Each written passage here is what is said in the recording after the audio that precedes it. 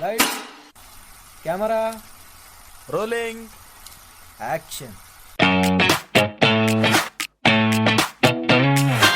Welcome to my podcast, Let's Talk About Verticals, a place where secrets are spilled, stories unfold, and the mysterious world of verticals is revealed in all its glory. Behind the scenes, oh yes. Exclusive insights, absolutely. Eccentric characters, you bet.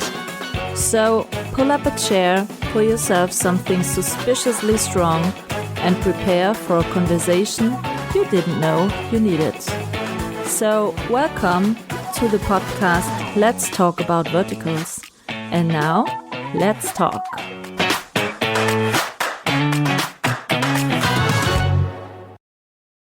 Hello and welcome to my podcast Let's Talk About Verticals. Finally, I have another actress. I got a little bit overwhelmed from actors lately, so I'm very happy to have her. And I say hello, welcome to my podcast, Shanna Sinow. Nice to have you. Hi, happy to be here. I saw your year ended really well last year. A bit stressful, but well. I was really busy the last 2 months. I was bouncing on, I think I did, 5 different sets that I was on. And I feel so wonderful to be able to work. And everyone was so amazing. And it was nice and busy. And then I got to spend my last few weeks at home with my husband. So I couldn't ask for anything better, really. So how many verticals did you wrap last year? You know that? I think I just tallied it up. And I think I did 12. About. So one per month, roundabout? Yeah, about 13. It was 13 because I forgot one of them. But yeah, I had 13. And how many different locations you shot? You were lately in Lithuania. Where else did you shoot last year? I shot in Kansas City, Missouri, Los Angeles, Vancouver. I shot in 2 different cities in China, Xiamen and Hangzhou, and then in Lithuania, in Vilnius. So 6. Wow. And when did you start doing vertical stuff? Last year or earlier? July 2024. Okay. And how did you get into? First question, other question. When you did your first one, did you know what verticals were at that point? Yes. Ha! I was a senior in college, and I kept getting ads for one of Mariah Moss's really first viral ones in the States. I don't remember the name of it, but it was her stepbrother, who was also her professor, who was also a werewolf. And I was like, oh, you got the full package directly in this ad? Yeah, yes. And I was like, oh my gosh, this is crazy, but I couldn't stop watching it. And then I was in school for musical theater, so live, stage acting. And then I was like, oh, but I want to do film, and I was about to graduate. So I knew that my hometown, Kansas City, Missouri, had a Facebook page for acting, where auditions were posted. So I went on there, and I ended up seeing some werewolf thing, and I was like, I know these. I know what these are. I didn't know that they were called That's the crazy verticals. stuff I saw. That's what I saw. So I actually, technically, that was in May of 2024. I did a day player on that. And then that same company was like, we do more of these. Would you want to audition for a lead? And I was like, oh yeah, I'd love to audition. That sounds great. They were like, yeah, the platform liked you. Because sometimes the platforms will give live feedback as we're shooting and stuff. And so that's what they had told them on set. And I didn't think anything would come of it. But then in July, I auditioned for, it was called A Tale of Blood and Roses at the time. It ended up being called Mr. Vampire Wants Me Every Day. But Casey that Esser. One was such a great one. Oh, holy shit. It was so good. It was so fun. I avoided all this vampire. I started watching verticals at the end of 2023, and I first avoided all this vampire and werewolf stuff because it was too fancy for me. I don't know why, but I was so I know what you mean.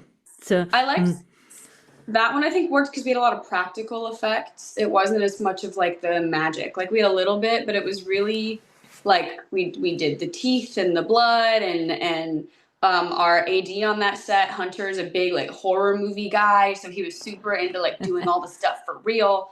But yeah, I actually I got the call that I got the part on the 4th of July. So they're like, sorry to call you on a holiday, but would you like this part? And yeah, and then ever since it's just I went like auditioning for a while after that for stuff in LA because I was like, if they flew Casey Esser out here, maybe they'll bring me to LA. And then it's just kind of like rolled on from there. It's been so amazing. But yeah, my first one, like that's how I got my first vertical. When I spoke with Casey Esser, I told him, sorry for that, but for me, you're doing better as a vampire than a werewolf one. And you know what his answer was? Yeah, because I'm pale. I am a vampire. And the costumes in this vertical were so great. I love the style of this vampire stuff, but lately I have the feelings that there were less vampires filmed. Yeah, they go through like phases of what's really popular, like what's getting the audience's attention. And right now, at least for me, I know like the young adult movies, like the high school, college age Yeah. stuff has been very popular. And if you can The play sportive ones, the Mhm. cooking ones, and now at the moment there are so many ballet ones. I want to do a ballet one so bad. I did ballet for like 12 years. And Oh, so I would, because I think I would love to do like the technique justice if I can. I'd have to get back in some classes, I think, before shooting. yeah, but I think it's But like riding a bicycle. You never forgot everything. You have to yeah, warm it up I just have to again. get the muscles back into it. Yeah. But No, yeah, but lately, I think in the last 4 or 5 weeks, there were 6 ballet ones dropping. I remember when they were all shooting, it was a lot, everyone was excited because I think a lot of the female like leads that have a lot of dance experience. A lot of us have a lot of experience in like live performance like that. Yeah, singing. A lot of you were singing. A lot of you were. So, in my opinion, just my opinion, we are totally ready for a musical vertical. With all the singers, with all the dancers, with all. It's all there. I don't know why they didn't shot a musical yet. I think big because a bunch of us like will talk about it on set. Like, where's the vertusical is what we jokingly, my husband and I call it. But Musical. vertusical. But I think it's just finding someone to compose. I think is the big issue because it's such a feat. I mean, I could never do it. I could never write music. That's Yeah, and crazy I to me. think it's a more budget needed because of all the music rights and stuff like that. But on the other side, you can publish also a soundtrack for that Well, vertical. yeah, and then people will probably listen to it on Spotify, and there's different ways. Yeah, I never thought about that. Huh? That would be a nice I little thought a like. lot about verticals in musical style, and I spoke to Dan Löwenstein, the director from UK. He did also some verticals in the US. He's very popular director for Okay. vertical stuff. And he told me that his wife is a casting director and she knows a lot of music stuff. And he and his wife are thinking about producing a musical. And I said, oh yes, the audience is so damn ready for that, really. I think it's a musical would be so full of lightness, not the typical vertical trope sheet. It's more good moody where you can sing along, like Grease, something like Grease. There's Yes. a rom-com in it, you have a lovey-dovey, whatever. Fun. I think rom-coms are so perfect for the vertical space too. They're my favorite to do. I love Yeah. like a nice lighthearted rom-com, and like of course it's gonna have some of the drama because it's a vertical. Yeah, the drama is needed, but the thing is, I think the rom-com dramas or verticals should really entertain. And lately, there was so much storylines only full of drama, really so full of drama and not really good entertaining anymore. So I hope I've for a been fortunate change. to do a couple that have a lot of lighthearted moments lately as well. I've done some of the That's dramas because good. there's a huge audience for like, I think just the K-drama style, Yeah. but I've been able to do both. And those, I've got some coming out soon that I think have both elements. I think Pretty this exciting. key drama style is, every time there hops new audience in this space, and they are fine with the, let's say, classic drama stuff, but the audience, like I am watching now in the third year in a row, the vertical stuff. These classic storylines are so often used and so worn out that it's not really entertaining anymore. So for me, for example, I am really waiting for this first pirate vertical they shot lately. I'm so already. I just worked with Nick, who is Yeah, Nick I Westway. speak to him Mhm. later this week. Yeah. And he is, I was actually, they were like about to finish shooting it. I think too, because there's so many people writing pirate verticals, I think we're gonna get a wave of them, and I think that sounds fun because I think you can do so much within the pirate genre and world, and they can all exist within the same universe. Maybe like different captains end up crossing it. Like you could do so much. I want to be in a pirate vertical very badly as well. I'd love to play a mermaid. I think that would be fun. Oh yeah, that would be also needed. There was only one mermaid one with Kyra and Casey. I think it didn't do just as well as the platform hoped, so then they didn't make more. But I think just if they tried different things. Have you seen? It's called Splash with Tom Hanks. Yeah. That would, I think, would be a good mermaid vertical. Yeah. You're right. It's very rom-com-y. I think the ends of episodes can be like jokes. I don't know. I love a rom-com. The third one I ever did, Escaping the Bridezilla with Robert Watkins. That was so good.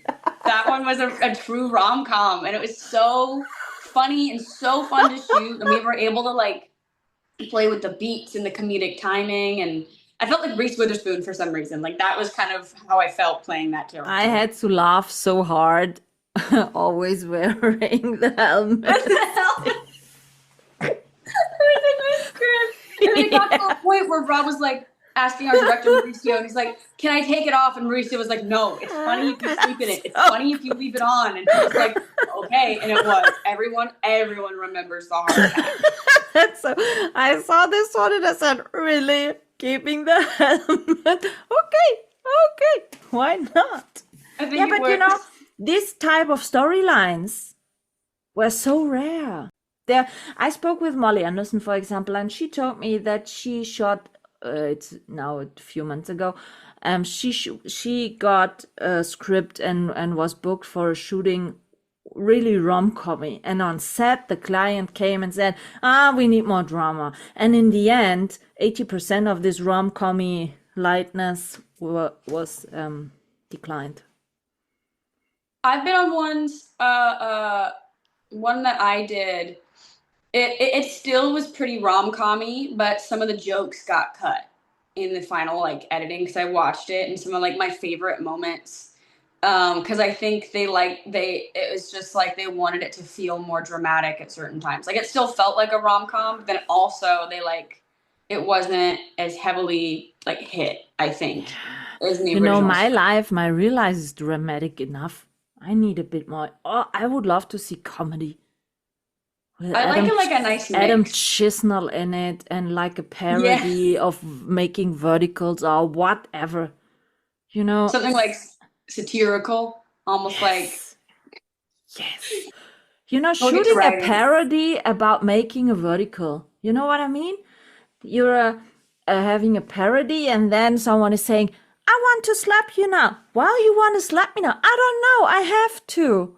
And then this whole banquet shitty scene, and then or an auction, you see this 20 billion for this jewelry, and then someone is saying, "I saw that on Amazon last week," or stuff like that. making fun I out of it. I want to do one so badly where it's Casey Esser, but it's one of his characters wakes up and he's shooting a vertical. So, like, let's say it's Lucas from Mr. Vampire, and he wakes up on the set of Mr. Vampire, and they're like, "Okay, she's gonna slap you now," and I just like wave my hand in front of his face, and he's like confused. Yeah, that's I good. think that would be hilarious. I'm sure Casey would be in for that. I think he would too. Or Casey Esser wakes up in a vertical that he's shooting that he's like, this is fake, but it's not. It's actually there. And someone like hits him and he's like, you really hit me. And it's like that. Oh, that's a great idea. Ma. Yeah, something like that, you know. We saw so many dramatic vertical stuff, and I'm sure I'm sure that would be total a hit because everyone thinks, you know, it's also the same one when you see hospital scenes where they are shocking on the shirt, on the top, or when you are reaping out, I have to go home, or when there is a small cut and everyone's saying, I'll take you to the hospital, you know? That's so. I think we can leave hospital scenes behind in 2025. Also the banquet scenes. Oh. I haven't shot one in a while. Knock on wood, but it's been a while since I've had a banquet scene. So I think those might be getting pushed aside. Hopefully, because the monthly recap lately of December, one of the girls was saying, I'm so tired of this banquet shit.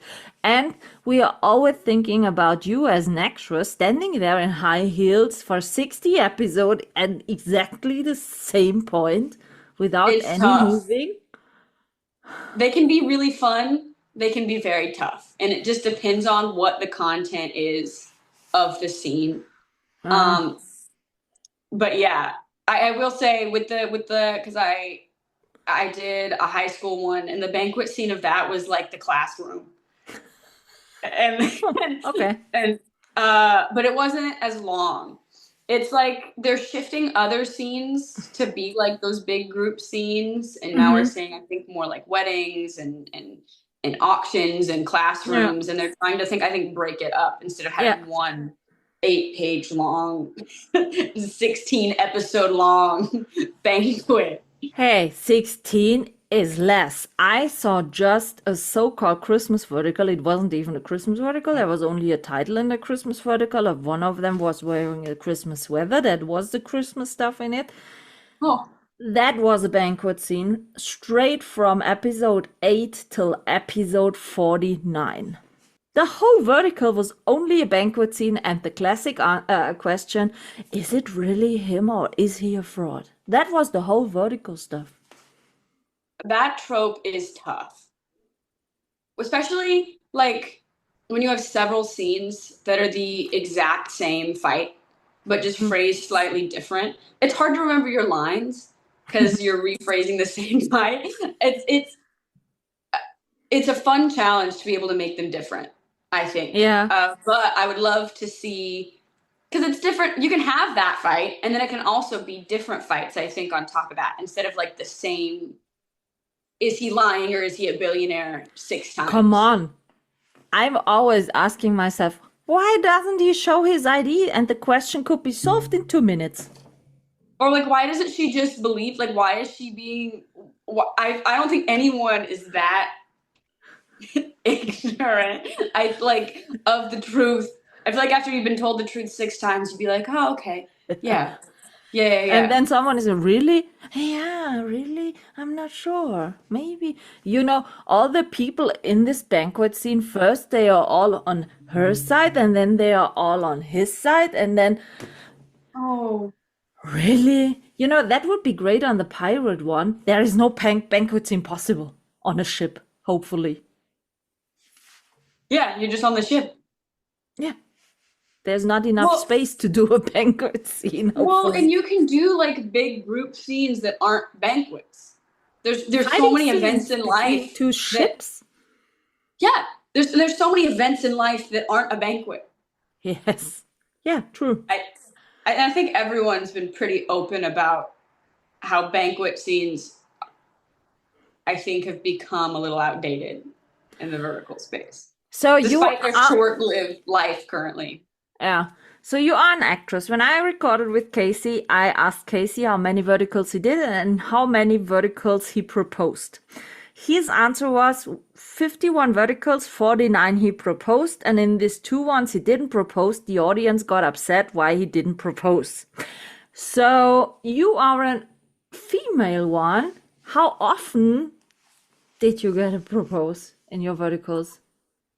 I don't have as many that like the No? ratio of mine is smaller, but I got proposed to in Mr. Vampire. I didn't get proposed to in Fight for Love, but we are married at the end of it. So does that count? Like it You cuts to the future. you skipped the proposal. It's fine. Yeah. And then I got proposed to, so 2, 3, 4, 5. Like, oh no. Nearly all of them, this is only harder. 2. 6. So probably like 9 or 10 out of the So half of 16 leads I've done, I've gotten proposed to. That's not much. What went wrong? I played a high schooler and one. They don't like me. Okay. They don't want to marry me. And then a lot of them were like already married, and I'm getting divorced. So that's part of it. I think. Oh no, wait. And then I got proposed to. Yeah, because that was a divorced one. And then I got proposed to in. So you were married like or maybe you 12, got 12. married? So you were married or you got married? Something I either like was that. married or I got married for all but I think one vertical. And how many kids you technically have? 3. I only have Only 3. 3. Oh, that's less. I think I look pretty young, so I don't get cast That doesn't as a matter mom. because Kaylin Peluso, when I spoke with her, 17 verticals, 15 she got pregnant, 22 children. And you cannot tell me that she doesn't look young. Sorry. To be fair, I have been pregnant. Oh, wait. 4 kids. And then I've been pregnant in so maybe 10. There we go. If we're counting all the pregnancies. There we go. It's more. That's so silly. No, it's always the same. The women got proposed and pregnant, and the male one did proposals and had towel drops. That's a classic one. I only have had one towel drop, where the guy dropped the towel. It's only happened to me one time. I know, isn't that crazy? And I've only fallen in a pool one time. That's shocking. I know. Did you get kidnapped? Maybe I've been kidnapped in every vertical at least twice. Okay, so the kidnapping is more your stuff. Yeah, I get rescued a lot. Because when I spoke with Abigail Stanton, she said, I kidnapped in every vertical, mostly child. Okay, so the kidnapping queen of the verticals? Yeah, I would say that. Okay. Yeah. No, I genuinely think I've been kidnapped, either kidnapped or attacked at least twice in every vertical I have ever done. That's so silly. Actually, I don't think I got kidnapped in Escaping the Bridezilla. It's the only one that I haven't been kidnapped in. But to be honest, I never saw a storyline like this one. Me neither. I would love to do another one similarly. That was on Viglu, yeah, right? Viglu yes, one. Viglu does a lot of different storylines, I've noticed. Yeah. As I said before, Drama Pops have so many fresh and new storylines. I watched Yes Chef because before I worked with them. With Aaron. Yeah, Aaron was like, here, you can watch this one to get an example of work that they do. And I really liked Yes Chef. It was really different and unique. Did you watch on Drama Pops with Felix Mirvet, The Summer I Go Mad? This one is No. really great. You have to watch that on. And Drama Pops was from our review audience the app of the month for the Christmas verticals. They dropped 2 Christmas verticals last year where really hit the Christmas story. Not because only a Christmas tree was standing somewhere in the picture. No, there were 2 Christmas stories. One was with Mariah Moss and Leif Oftedal, and the other one was with Autumn Noel and what was his name? I don't know. Shit. But these were the only 2 really Christmassy stories, and both on Drama Pops. Wow. And as I said, if you ever have the chance also to Oh, go the one to with Autumn Istanbul. was the one with she had the fake nose and it breaks. Yeah, And she has the exactly. nose job. That one was filmed by Easy House. I know because they were very. They were very It was excited also about it. filmed in Lithuania, right? Lithuania. Yeah, yeah. And you can tell me whatever, Drama Pops rocks the vertical world. Really, they are not dropping so many shows like, for example, Drama Box, Real Short, whatever. But the quality also in the post-production, every Drama Pops vertical is so well produced in all things. Sound, post-production, costume, storyline. They have always kind of new, freshy storylines. And the same is in the storylines with Viglu and Candy Jar. I really like Candy Jar. I would love to work with them. Some of my verticals have been sold to them, so now like I'm on Candy Jar, which I think is super cool.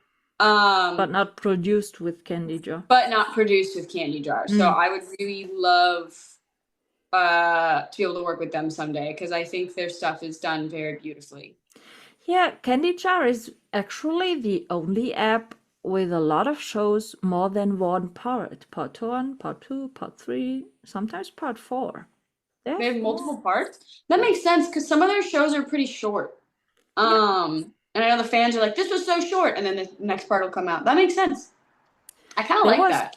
It also gives the actors jobs longer, which is nice. Yeah, I would say there were around about 10 shows with more than one part. And one show, it was called The Arrangement. It was with Haley, Lorelei. What's her name? Lorelei. I think it's Lorelei. Yeah, she was the lead in it, and the female lead was, oh, I don't know what his name was. The Arrangement. It got 4 parts. Wow. I really liked his nerd on there. Yeah, that was one that I got served the ads to a lot. I think that's my demographic. Like, if I was gonna watch, like, I see you are also trapped by the ads, like the other audiences are trapped. I am. I was getting served the ads before I ever did a vertical. So like I'm the target audience. I get it. You got our problem as the audience. Because everyone I'm asking, okay, to be honest, place 1 is for the Real Short marketing team. Because 95% of the audience I talked to for the episodes on the podcast all got trapped by a Real Short ad on Facebook or TikTok. I think my first one might have been Drama Box. Ooh. I think might have been my first ad. I don't remember for sure. Okay, so when you were first on the audience side, I have a question.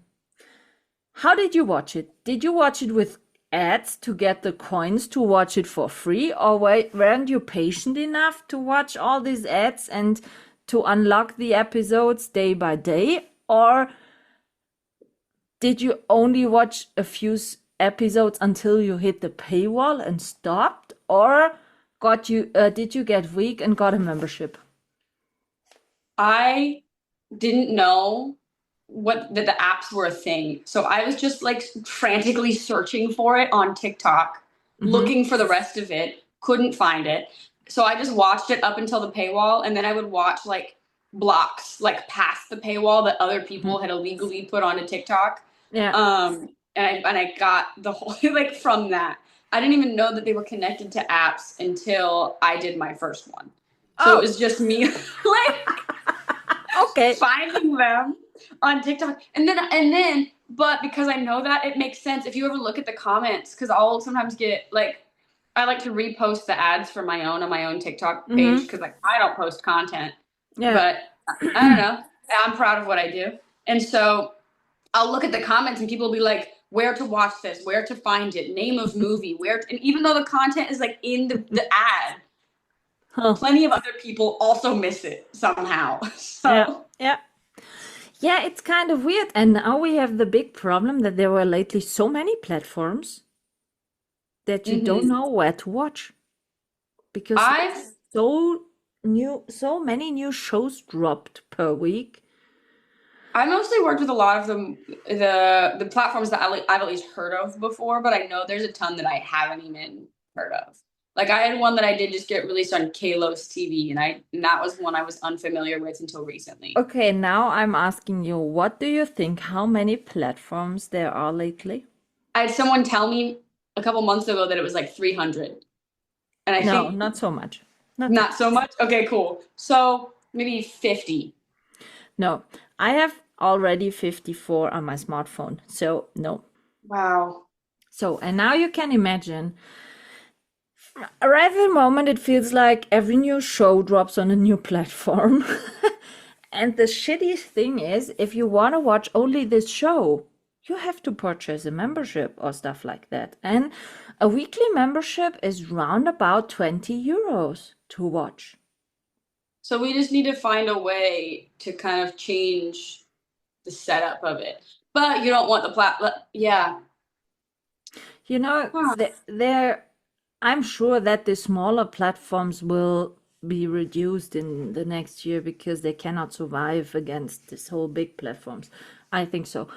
But you know, the shittiest thing is really for the audience at the moment, so many platforms, and I would say on each platform, maybe one, two shows to you wanna watch, but you cannot purchase everywhere a membership. That doesn't work. That's getting too expensive. And as I said, a weekly membership here in Germany, for example, is round about 20, 25 euros. That's more than a monthly Netflix. Yeah, it's a week. Hmm. That's total creepy. That's a puzzle. Like, because I know for a fact a lot of the platforms go for quantity. They want to put a ton of stuff out Mm, because they want I to try to know. find like a hit. I know. I I don't know But the if they. quantity, but the quantity, let's go back to the Candy Jar of Igloo. They are not publishing so many new shows, but when they are No. publishing, also drama pops, but when they are publishing, they are always great in quality. Mm-hmm. And for me, oh, when I'm doing the recap with the ladies, we are speaking of really open, honest about how many verticals we turned off. We didn't finish watching because of shitty sound, shit post production, stuff like bad cutting or mysterious cast, stuff like that. And for example, in average, when we are watching roundabout, let's say 45 shows, 10 were shot off and didn't and not finished because the thing is lately there were so many raping, violation and stuff in this vertical. The first ones I watched were also a hit, like Breaking the Ice and stuff like that.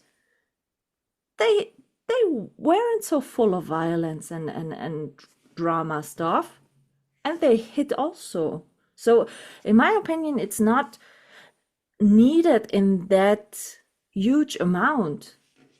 I think because something I will say I do enjoy and something I like to film is like the hero trope. I like Yeah. to shoot being rescued, but I do think I that like it to doesn't shoot being rescued. rescue. It's nice to be rescued. It's like a fun dynamic because like you have to show strength because you don't want to show the guy that you love that you're hurt, but you are hurt and he's trying to protect you. It's a very Yeah. beautiful Yeah. emotional moment that I really like. But I do think the the circumstance in which you need to be rescued doesn't always, the stakes don't always need to be so high, so Yeah. violent. Yeah. I think you can achieve the same thing with less. Absolutely.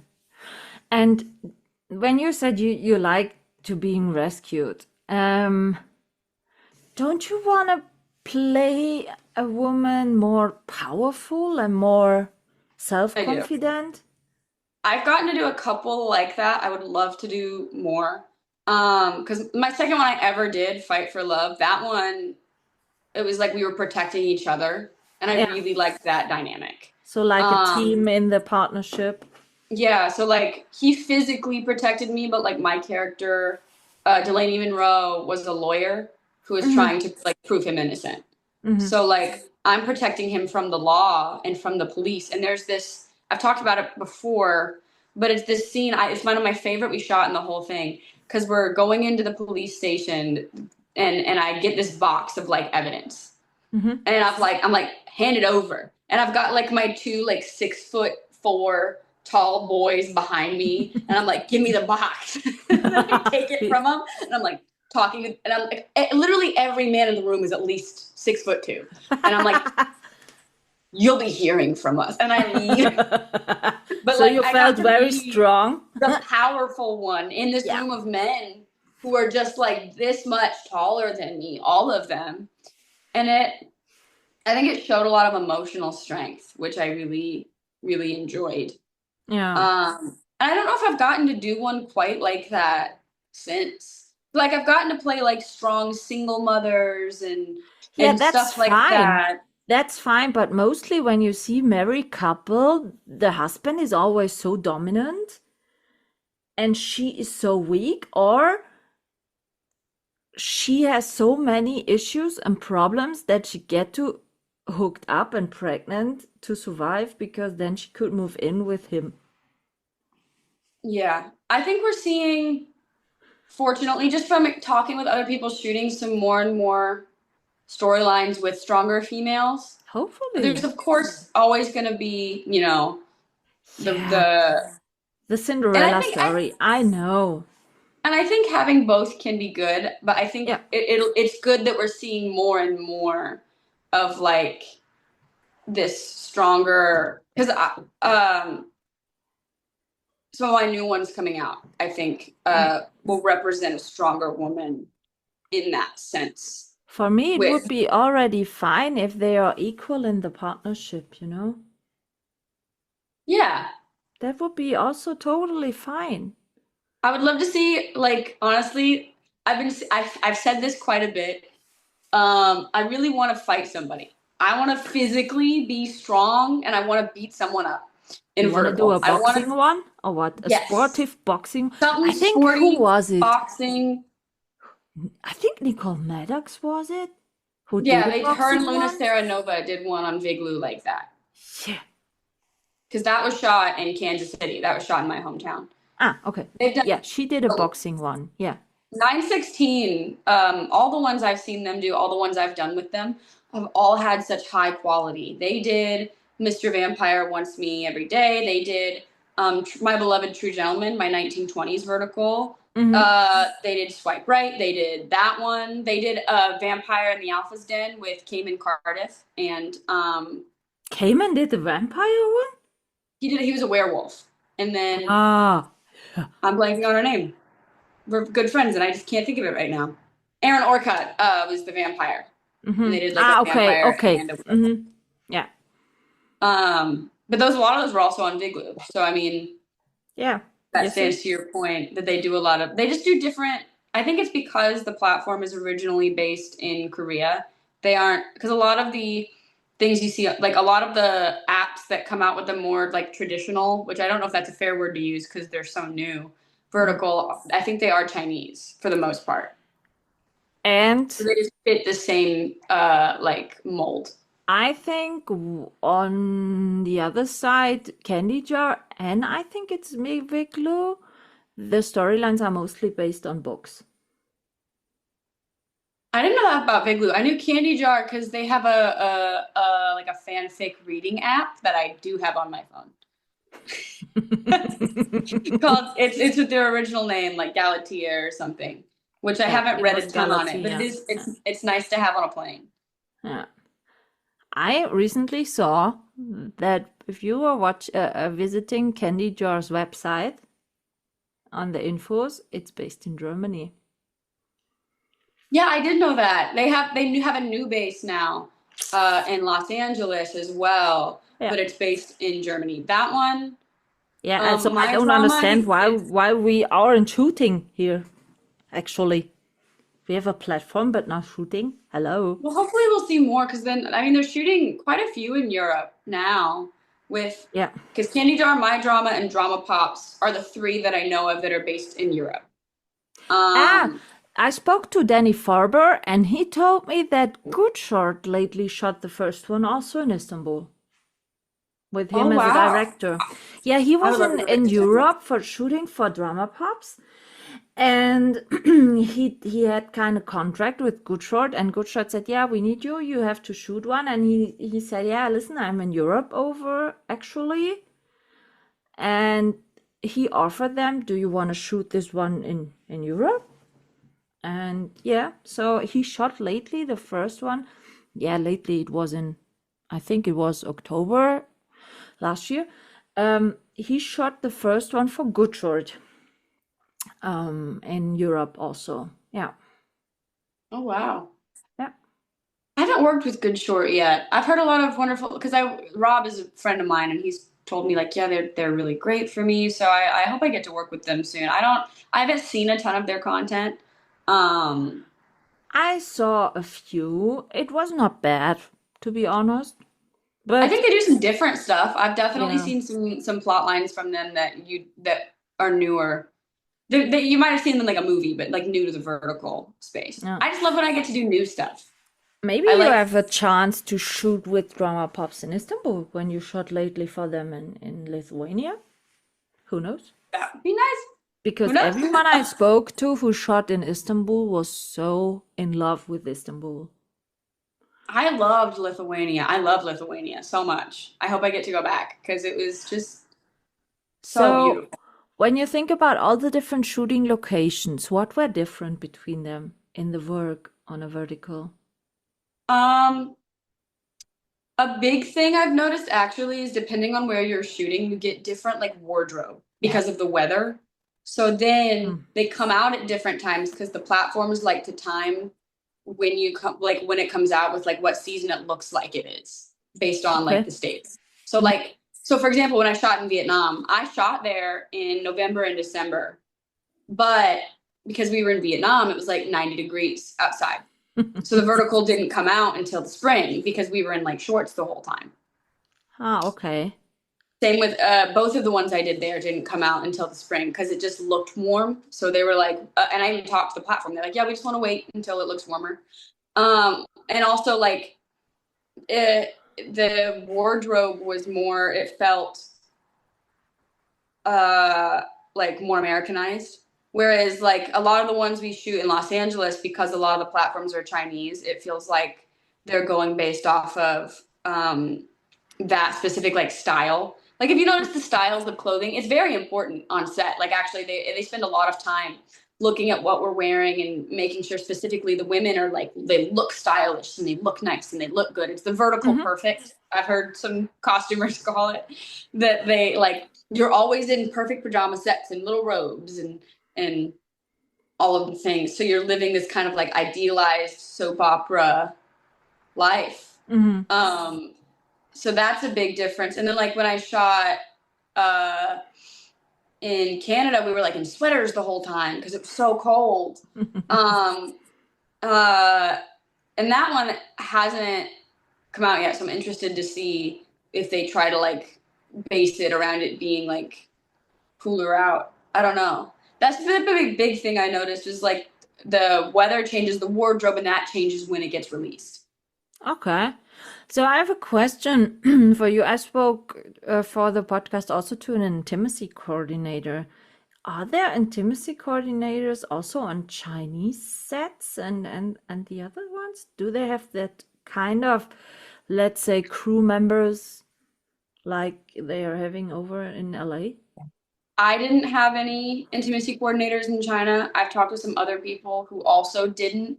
I don't know if there's many based in China. I know there's some specific companies that will fly out or consult with intimacy coordinators online, but it Okay. is not common to have them just in Asia in general. Like when I worked in Vietnam, the director there, actually, Mauricio, wonderful guy, he has now Yeah. consulted with some intimacy coordinators and gotten some like just try to get as much information as possible on how to make actors comfortable.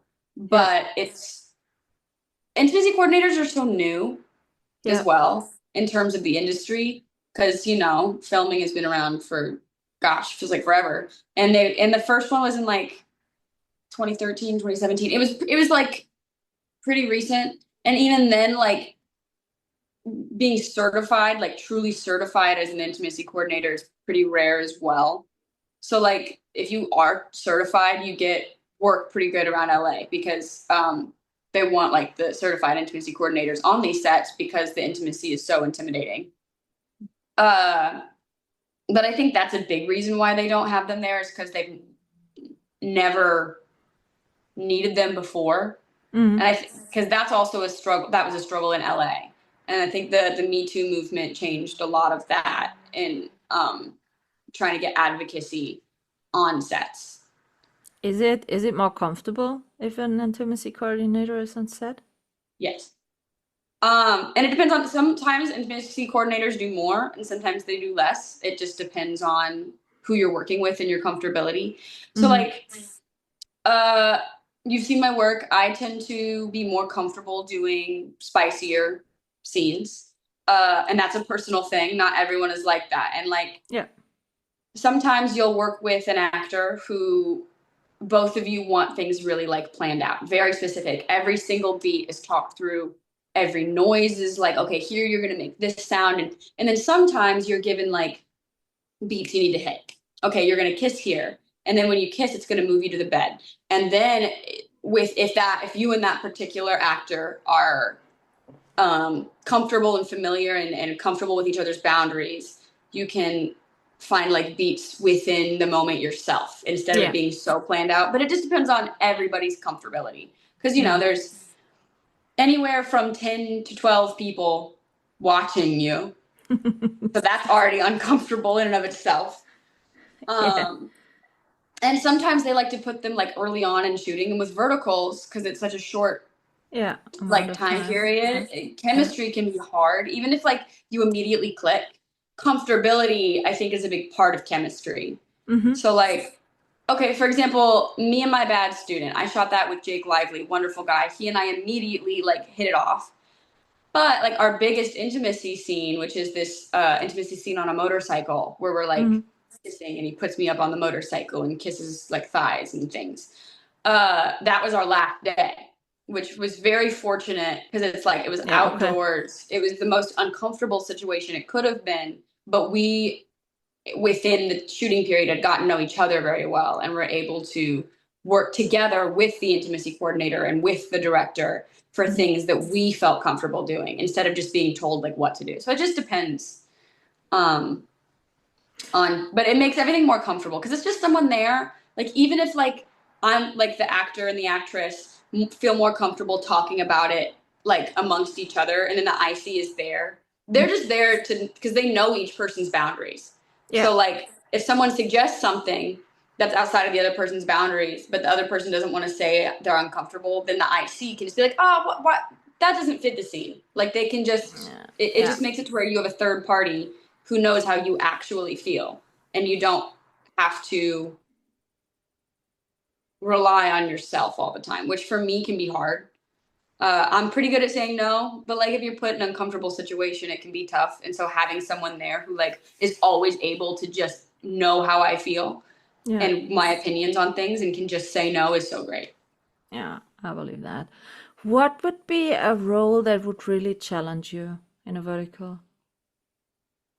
I know I've talked about it. I want to fight someone, but I do think something so physical like that would challenge me quite a bit. Punch Like someone in the boxing, face?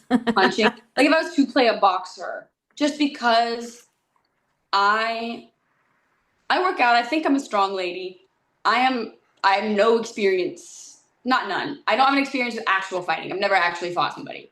Um, I have like some training in like stage combat, but that's different than film. And I would definitely like if I was gonna do something like that, I would want to take some like boxing classes, some self-defense classes. Like I would want to like train for that role because I would want to Yeah. do it justice. And I think of being well prepared for that.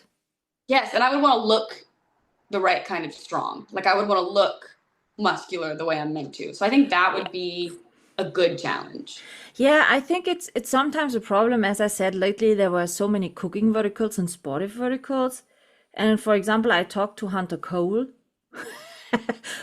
He did lately a cooking vertical, and I said, "What about your cooking skills?" And he said, "Yeah, Michaela, listen, my oven here in my apartment, there are shoes and clothes in it. I don't use it." And I said, "Can you cook?" "Yeah, I use sometimes a knife. I know how to chop, but that's it." And then he was playing a master, chef in this vertical. You see exactly. For me, I love to cook. I published a cookbook. For me, it's kind of not triggering, but annoying when you see exactly that they don't know how to use a knife properly. Or if it's a sportive ones, but there were so many football ones when you exactly see they don't know how correctly to catch a foot. Hold it. Yeah. I think anyone can play any character, but my personal stance on like how I would handle it is I want to be comfortable and look like I know what I'm doing Yes. if I'm doing something like that. Yeah, that's Um, exactly what I think would be so nice. But I was told that sometimes you booked so late the role that it's not enough time to prepare so and good. that's also, I think, true because like I fortunately haven't had anything like that where like there's a skill set that I need to know. Hmm. Um, but like for me, I've gotten last minute cast as a mother quite a bit, and I do not have children currently. So I went in. I know how to interact with kids in a way that looks like I care, but I don't have experience with like that maternal instinct, Hmm. which I ended up finding more difficult than I thought. And I know, and I can't imagine, like, even just that kind of like emotional connection was hard. I can't imagine going in and being like, cool, you're going to play football. And you're like, in a week? Okay. Okay, great. Love that. So I do commend all of those actors because I know there's a lot of them who've had to be put in that situation who just go in with confidence and are like, I'm going to figure it out and this is going to be great. No. How was it shooting with a kid? It's really wonderful. It's a different challenge and like a good challenge. Like they challenge me to like make different choices and stuff. And in Single Mom by Mistake, I work with this wonderful child actor Gordon Mudd, and he like throughout the course of shooting would see Ryan Ray Vincent and I like we would improvise a little bit with Hmm. each other. We were able to play within the space, which is great because sometimes the platforms Are prefer so you not to strict. do that just to fit the script, which I get. But it was nice to be able to have that experience. But he saw us doing it. So then he started doing improv. So then he's testing like my skill and I'm having to not break because this like 12-year-old kid is saying things to me that I didn't expect him to say. It's so fun and it's a good challenge because I find it harder not to break when there's a kid Yeah, the around. child actors are sometimes they look so professional. They're doing such a great They job, really and I thought, are. whoa, at this age, really?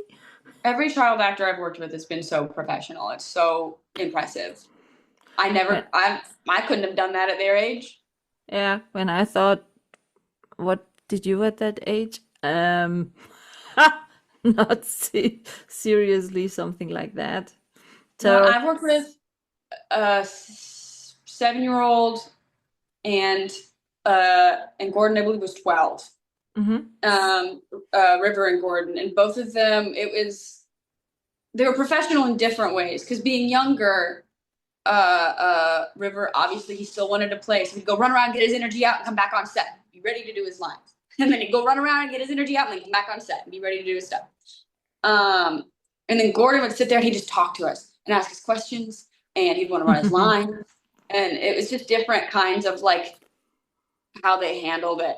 I don't know. I love working with kids. It's its own learning curve.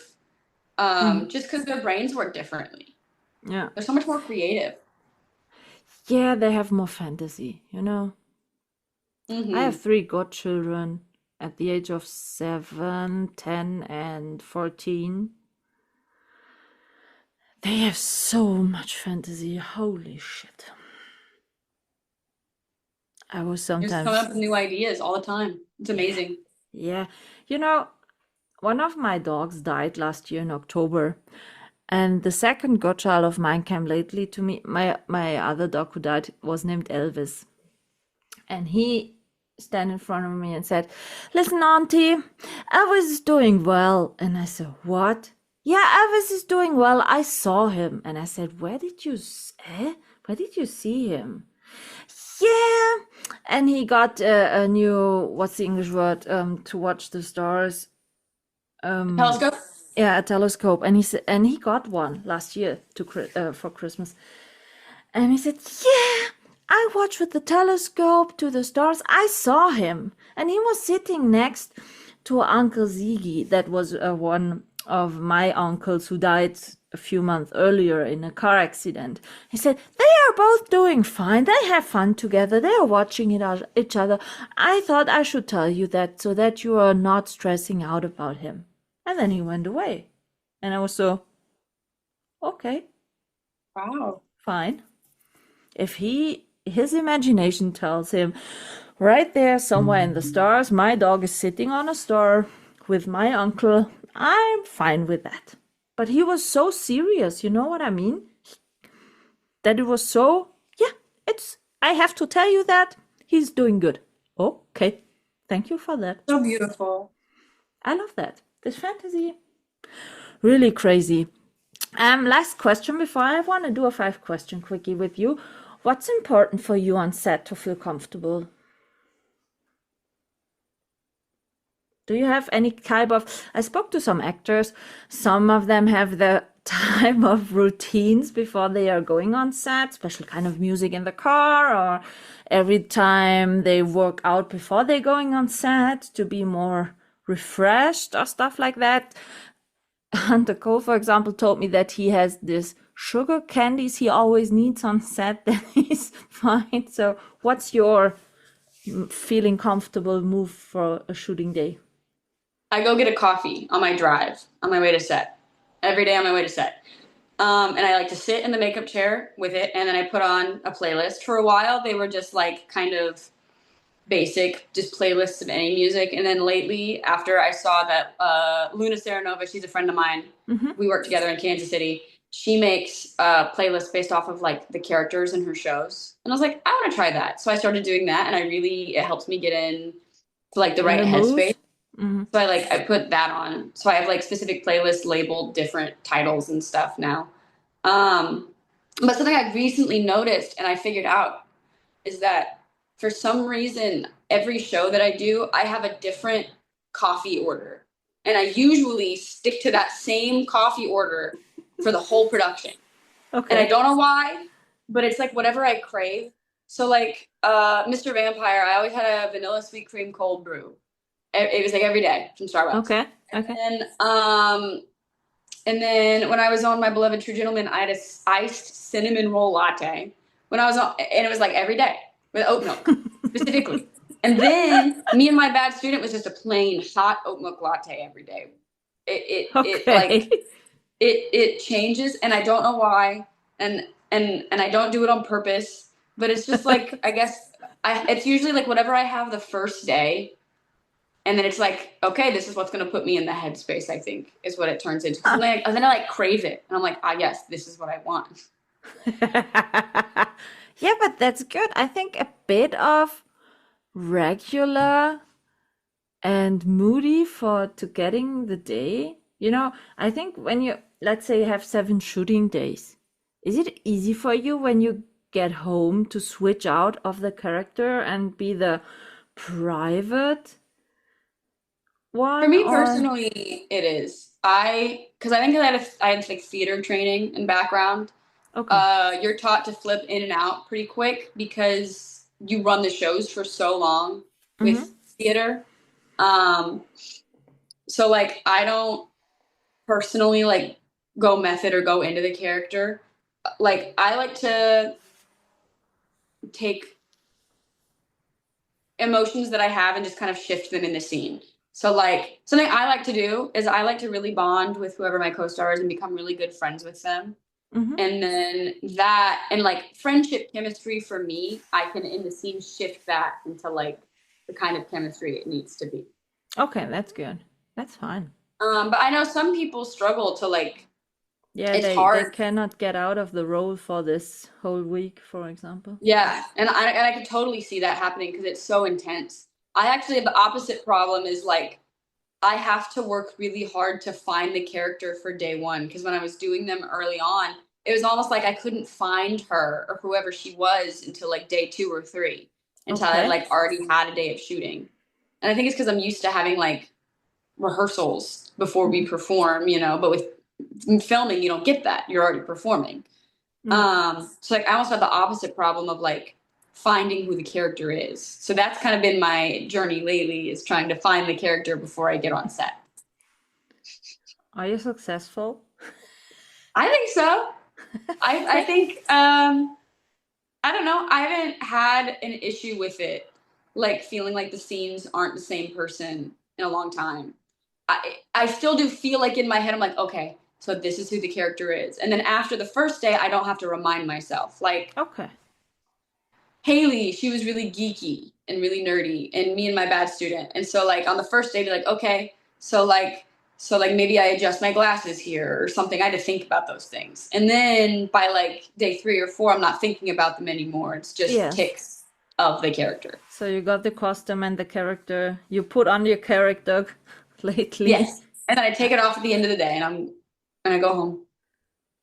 That's good that you can do it because I spoke to so many told me lately, yeah, sometimes I cannot fall to sleep because I'm thinking about the character and the new lines I learned for the next day, and so they keep them running day and night. So I can totally see that how that would be difficult. Because yeah, again, I've had the opposite problem of like trying to find it. And at the end of the day, I have a hard time remembering to even eat dinner because I'm usually so tired on the shoot day that I go home and I'm like, I get sleep. And I'm like, I need to eat something first. yeah, I think it help. Doesn't it help when you come home and there's your husband and the cat, and it's so different to the stress on set, and maybe you can sit down and yeah, thank you. Oh, you made some, can your husband cook? Did you get your Yes, Oh, that's great. So you can come home, sit on the table. Oh, thanks for dinner, sweetie. Oh, yeah, eating, and then totally relax and exactly. We chill. put on our show or Oh, that's sometimes good. what something that's kind of nice though. So my husband is also an actor, Jace Nielsen, and sometimes he'll be like on set. So Oh, for my one that came out recently, me and my bad student, he plays the best friend of the male lead. okay. So now me, him, and Jake are like all great friends, and we like to talk. And on set, him and Jake became good friends, which weirdly made everything more comfortable because like he knew my husband was like cool with my job, Yes, and, that's and he was good. like, yeah, it actually helped me a lot to meet him But you in didn't person. talk at home about the vertical, didn't you? We do, but like we talk about the fun stories. Ah, so okay, Like okay, we not don't talk about about the like work work. stuff. Yeah. It's like, oh, what's the funny thing that happened on set today? Okay. Oh, I did this and my shoelace and I tripped, and it's something like that. Like as we talk about the funny fun stuff. Okay, then it's good. Then it's good. So, on every end of the episode, I'm asking a 5 question quickie. So, I want to ask you the exactly same 5 question. The first one is, what's your favorite dish? What do you like to eat? What puts you Uh, in a good mood with I food? like a sirloin steak, rare, baked potato, and a salad with ranch. Oh, that sounds good. That good enough that I ate before the recording, because sometimes I got told so great dishes that I'm starving, but now no, I ate today. I'm finished with eating, so that's yeah, steak Oh, is that's always good. good. Steak is I love always steak. nice. Do you have a comfort movie? A movie you rewatched so many times because you really loved it? Finding Nemo. Which type of character? Dory? What do you Uh, like? uh, uh, I like Nemo. I think he's such a cutie. Yeah, And that's true. Marlin. Marlin reminds me of my dad a little bit. No, I like Dory. What? What? What? I don't know what. What? I forgot it. I'm sorry. I love that. Yeah, that's good. Is it the one? Yeah, that's cute. And what music? You said you have a basic playlist. What kind of music is on this playlist? Uh, Rock music or more country or more, I don't know, classic one? it's like I listen to a lot of like early 2000s Mm-hmm. music in general, and then it like kind of wavers between like emo kind of rock and like I've also just got like some boy bands. NSYNC is my favorite band. Mm-hmm. Uh, but I listen to a little bit of everything. Like I've got some country on there. Yeah, that's I don't great. like I'm not a big rap person personally, but I've got some rap songs that I like. It's more about the song and less about the genre for me. Are you the type of carpool karaoke singer when you're driving with your car and sing loud? And Yes. I love that. I love that. So, last two questions. If I would be new in this vertical space and I would come to you and say, listen, which one of your verticals I should definitely watch? What would you say?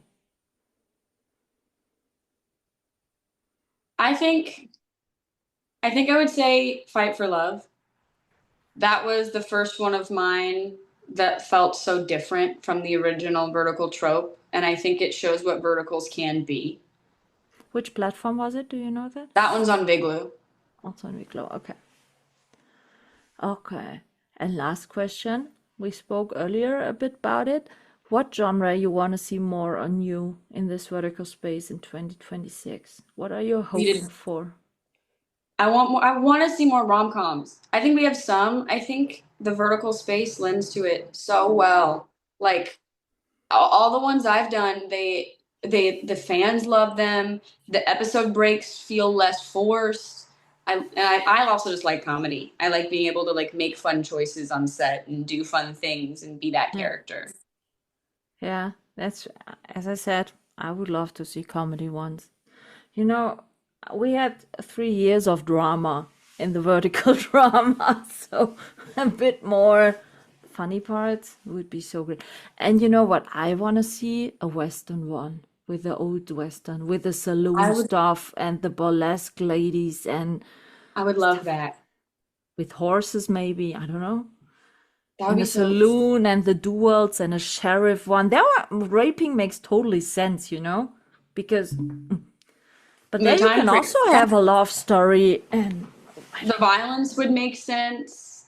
You know, the kidnapping, the robbery. kidnapping, the how spicy they can be sometimes. Yeah, Like that would make sense within the space. yeah, with all the burlesque stuff and I yeah, would I love would. to know how you feel about the spicier verticals. Some fans I don't really like them, and some of them are Oh, prefer there to be less intimacy. it depends. Lately, there were so many BDSM stuff. I saw a BDSM which was really great, but I saw also one where you see exactly no one on set had really an idea how that works in the real space. You know what I mean? Yeah, And I spoke, for example, to Ryan Lawson, who did also BDSM stuff, and he told me, I asked him, how did you prepare for this role? And he said, yeah, I can tell you, I spoke to a domina. I did watch a lot of YouTube videos. I went to different clubs to see and ask them what they are doing. So he really, as you said, prepared for this role. And then you see in the vertical one that he really was good prepared to make it authentic looking in this one. And some of them were so, the male one was so dominant, and then it was more like, oh really, you cannot hurt her so much, it was not attractive to watch. And lately I spoke with my review ladies, a new show dropped on Tall Flicks. It was totally shocking because after the first 10 seconds, you saw the boobs and everything of one of the actors. Oh, there was nudity in the vertical. Absolutely. And that for me is crossing a line in the verticals. Personally, I would not be comfortable doing full nudity for vertical. I'm comfortable with partial nudity. Personally, like I'm comfortable showing a good amount of like my glutes, my butt, my back, but like I think full frontal for a vertical, especially it was frontal. It was totally frontal. because I think And like it was a hard sex scene also. that's tough. Because I think it's tough to do well. It's tough to make everybody comfortable for something like that. That's just, I don't know. I like to ask about that kind of stuff because I'm personally comfortable with intimacy, but keeping in mind what the viewers like watching is nice. To be honest, sometimes some intimacy scenes are really nice, but sometimes they can be triggering.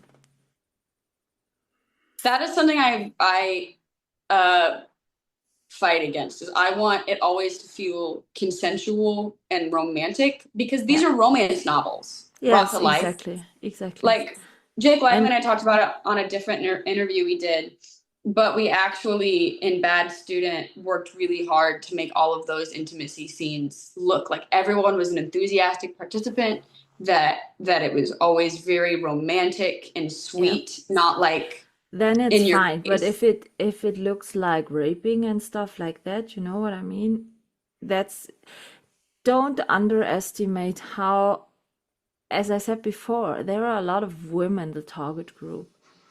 And all this raping and miscarriaging stuff is really triggering for a lot of women. Really. It's tough to film. I fortunately haven't had any scenes like that where the male lead is assaulting the female lead. I know there are some verticals where that is the case. Yeah. Me personally, that's not something I'm comfortable doing because I want the main guy to be someone you like. Yeah. You know, it's someone you care about. Even if they're like not necessarily a good person, you should still root for him because he's the main character. Yeah. Even if they're like an anti-hero kind of vibe. Yeah. But even doing them just in the scenes where you're getting attacked, even though like I know that I'm not really in that space, it's tough. Yeah. It's tough. And I know from a lot of women who got triggered when there are scenes where women were beaten until their miscarriage and stuff like that. That's I've done good. One scene like that, and it doesn't feel like it serves the story. I don't know. For me, I think something I would like to see in the vertical space, because I love verticals. I love doing them. I just would love to see a shift away from so much violence. I think some of it is still like soapy and you can have the fun slaps and stuff. But one slapping, if it fits the story, is fine. But in some verticals, until the paywall, there were every 20 seconds someone got slapped. And that's something I just would love to see change. What for me crossed lately the line, I saw the first vertical where the child humiliated and slapped the adult and was not corrected from the male or female lead, which was the mom or dad, not corrected. They just left. They were watching how their kid was slapping and humiliating a maid or a butler without correcting it. And it was not in one scene, it was in so many episodes. And that was for me the reason to switch to vertical off.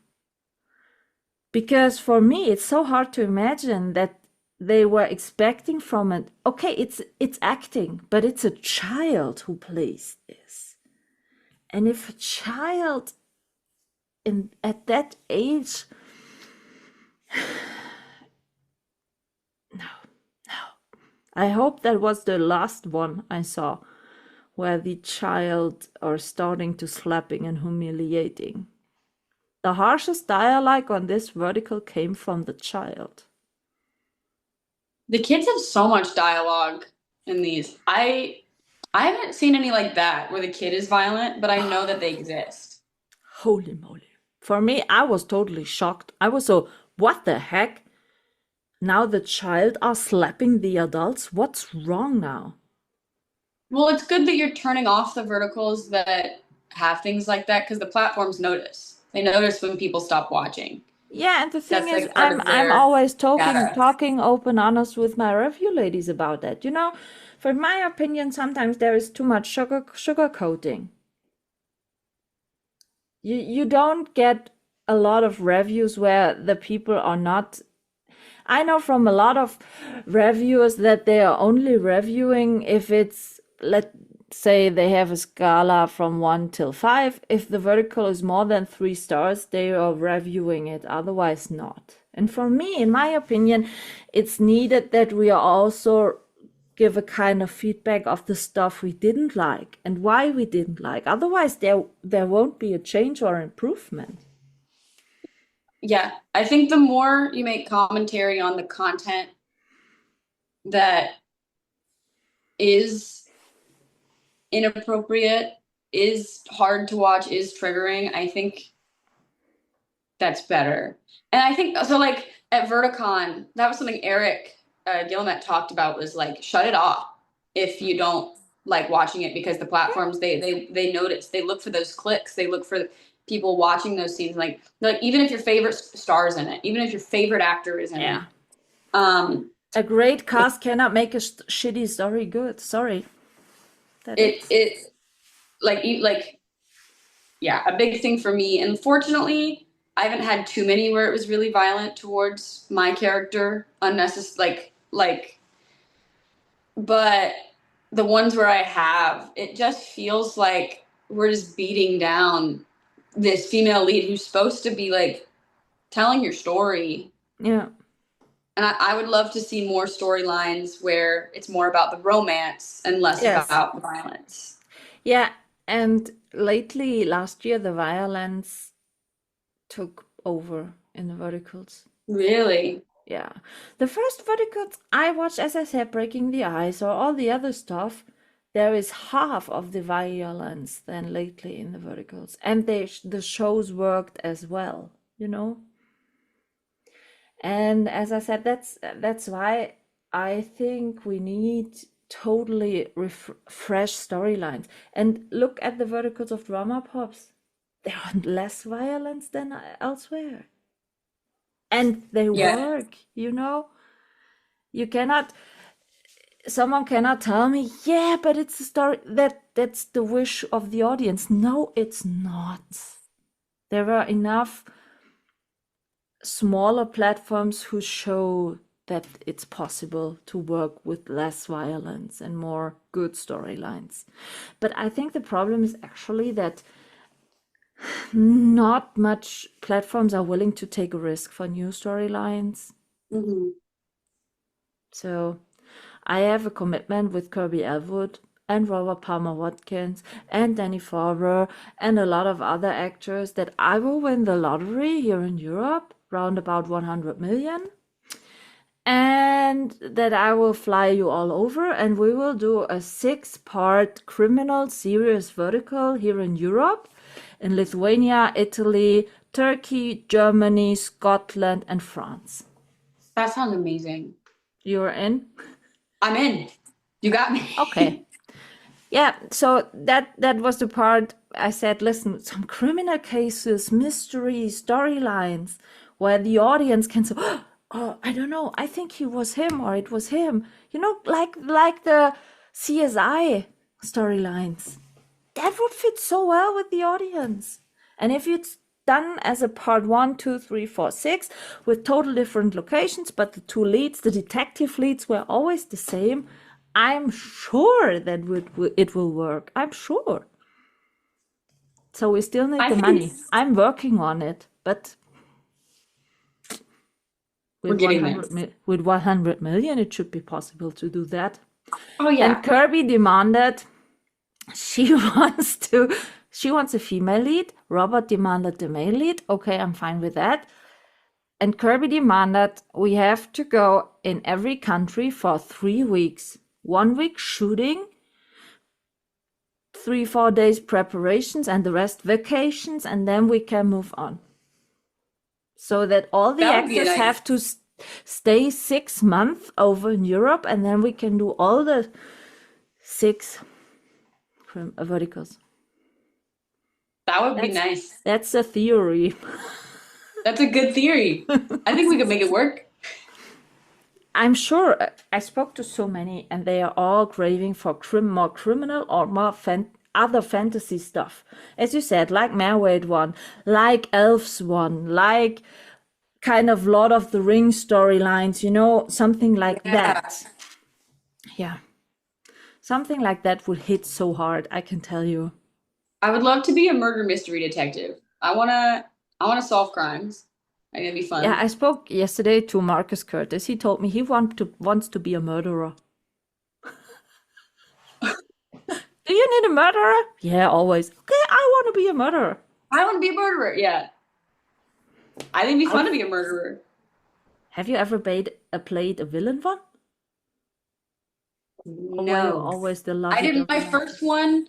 I was a mean stepsister, but I was a day player. I was in one episode. I was in the first episode, and that was it.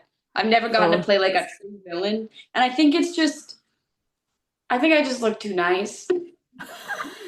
I think they think I look too nice. I've been told I look too nice. Yeah, but come on, Molly Anderson is also blonde and looks really nice, and she is great in both. I used to, when I did theater, I played a lot of villains. I played the evil stepmother in Cinderella. Like, I got to do fun stuff. I played in kindergarten the bad witch in Sleeping Beauty. At the age of 3, I played the bad witch in Sleeping Beauty in kindergarten. And because of my black hairs, I was always the witchy one. It's fine. No, so you need a villain role. Cayman wants also to play a villain. He said he's done with the lovey-dovey nice guy, but he played lately a villain, I saw.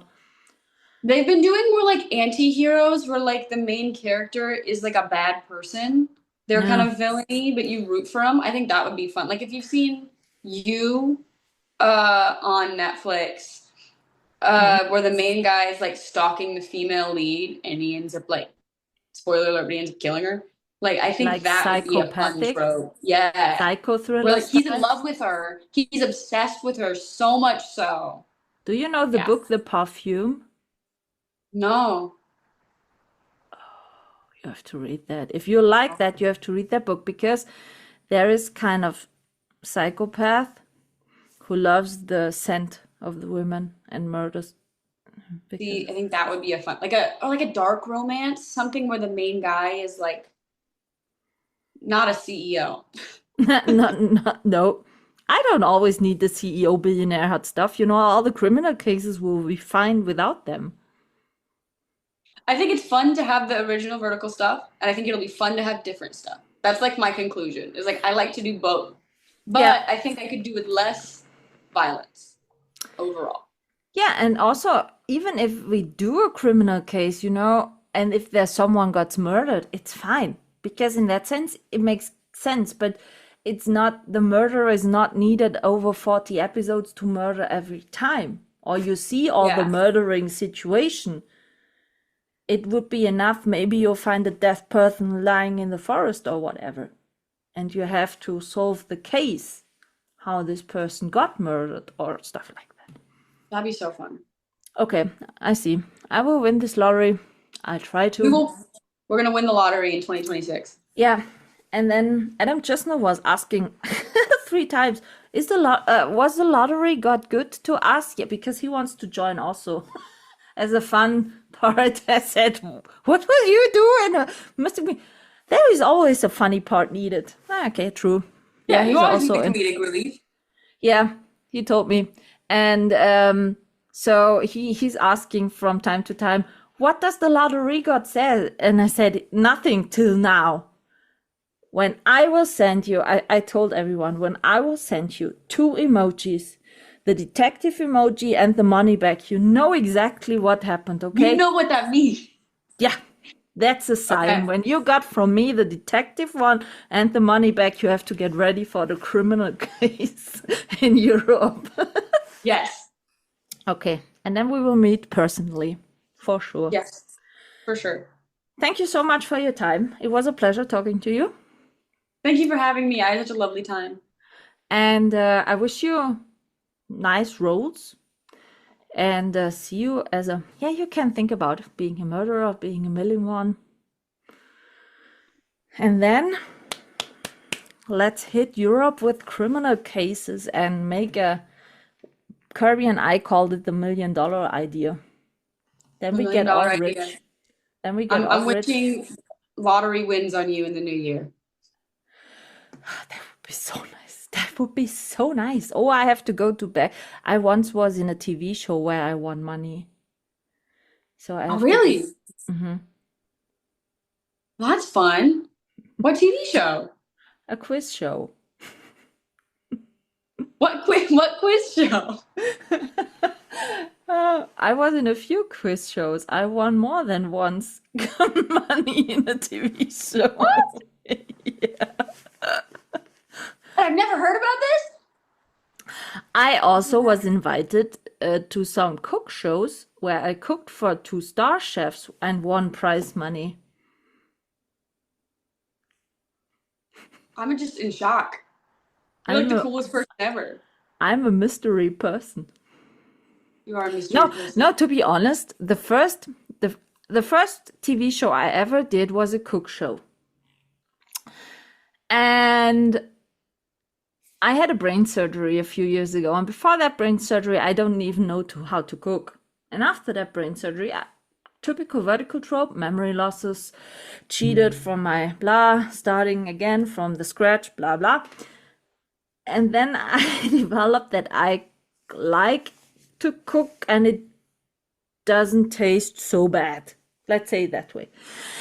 And then there was in Germany one TV show where you saw 15 minutes before the show starts some ingredients, and then you have to do a three-part meal out of it in 40 minutes.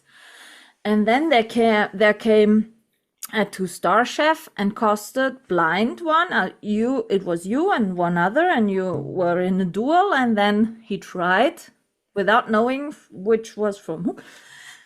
And the person with the more points won.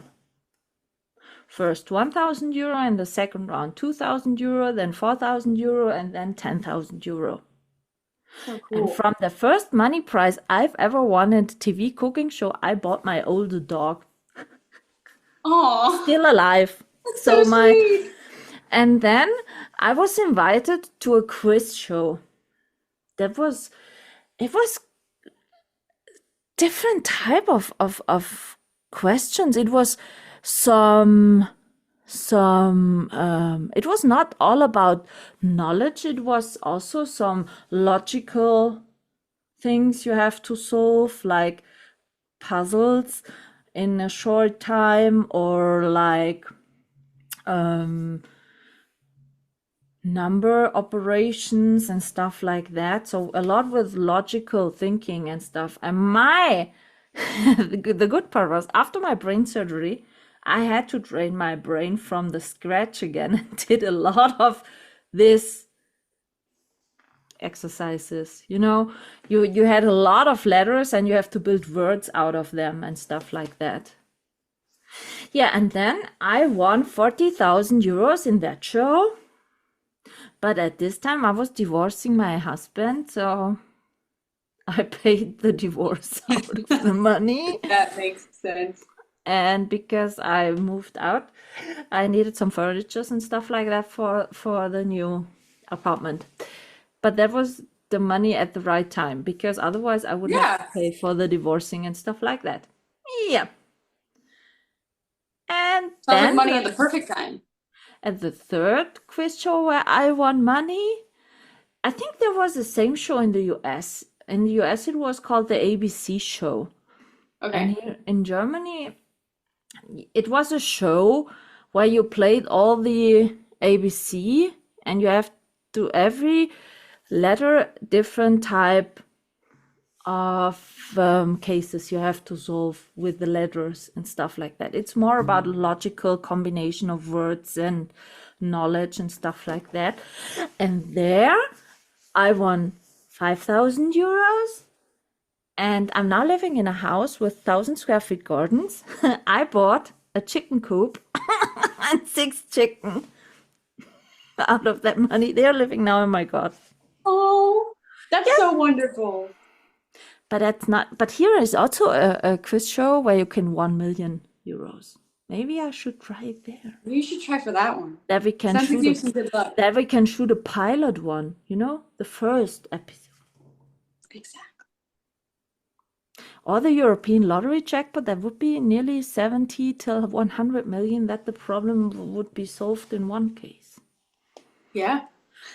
I'm trying. 2026 is not old, so we will see. I'll keep you updated. As I said, the detective one and the money back. Yes. When I'm doing a group chat with Robert and all you in it, and just these 2 I'm like, oh, okay. emojis. I know what this means. Yeah, everyone has to be excited, and then the show starts. We will see.